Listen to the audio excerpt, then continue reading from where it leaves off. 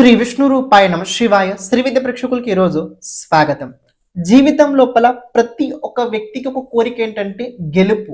నేను జీవితం లోపల గెలవాలనే కోరిక చాలా గట్టిగా ఉంటుంటది. ప్రతి ఒక్క వ్యక్తికి ఉంటుంది, నాతో సహా అందరికి ఉంటుంది. కానీ గెలవాలంటే మన సహకారంతో మనం చేస్తూ ఉంటాం. మన కర్మబలంతో, మన కృషి కావచ్చు, ఆర్థికంగా కావచ్చు, ఏ ప్రకారంగా మన ప్రయత్నంతో ముందుకు వెళ్తుంటాం. కానీ దీని లోపల దైవీ సహకారం చాలా అవసరం. దైవీ సహకారం లేకపోయినట్లయితే మీరు ఎక్కడ అస్సలు గెలవరు. ఒకవేళ మీరు గెలిచిన అనుకున్నట్లయితే అక్కడ వెనకాల దైవీ సహకారం మీకు పనిచేస్తున్నట్లయితే. అలాగే ఈరోజు ఏకాదశి ఉండబోతుంది, జయ ఏకాదశి ఉండబోతుంది. ఏ పని కూడా ఈరోజు మొదలు పెట్టినట్లయితే తప్పకుండా అందులో జయం మీకు కలిగి తీరుద్ది. నారాయణుడి 24 ఏకాదశులు ఉంటాయి, ప్రతి నెల 2 ఏకాదశులు.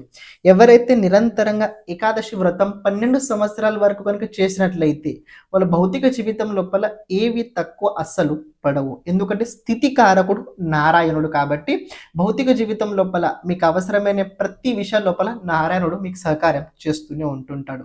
ఆఖరికి మీకు మోక్షం కూడా నారాయణుడే ఇస్తుంటాడు. ఎవరైతే ఏకాదశి వ్రతం చేద్దామని అనుకుంటున్నారో వాళ్ళు ఈ రోజు నుంచి చేయడానికి మీరు ప్రయత్నించండి. చేయాల్సింది ఏం లేదు, మార్నింగ్ తొందరగా లేవండి. మీ ఇంట్లో విష్ణు ఆలయం మీ ఇంట్లో కనుక విష్ణు భగవంతుడు మూర్తి ఉన్నట్లయితే దాన్ని ఆరాధన చేయండి.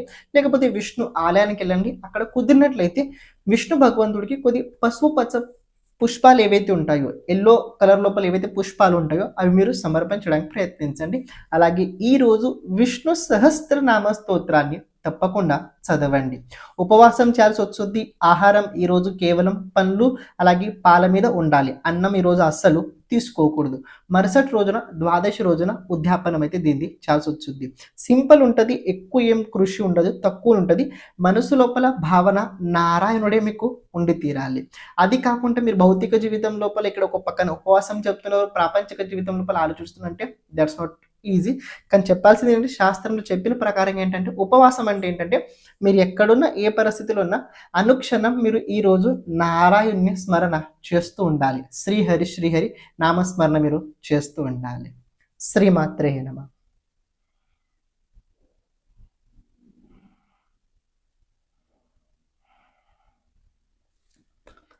श्री विष्णु रूपाय नमः शिवाय। नमस्कार दर्शकों, मैं हूं सोम सुंदर। मेष राशि